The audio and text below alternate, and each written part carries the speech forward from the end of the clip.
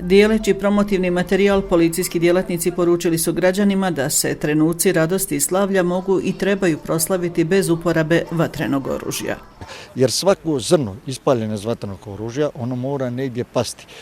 Postoji mogućnost znači, i da neko smrtno strada, da dobije određene ozljede koje će nositi trajno u životu i svih tih razloga, evo, skreće se znači, pozornost građanima da se mogu veseliti i da mogu blagdane provesti bez upotrebe vatrenog oružja. Inače, u tijeku je i operativna akcija Mir i dobro 2021. koja je već postala tradicionalna za vrijeme božićnih i novogodišnjih blagdana, a cilj je praćenje sveukupne sigurnosne situacije. Od prometa, kriminaliteta, javnog reda i mira, pogotovo znači uporabe pirotehničkih sredstava i vatrenog oružja, mada gledajući ovako kad je u pitanju pirotehnička sredstva, mislim da u posljednjih, pa sigurno jedno 5-6 godina da je njihova uporaba znatno manja nego prethodnih godina. Budući da nas od nove godine dijele tek sati, pitali smo Livnjake što očekuju od 2022.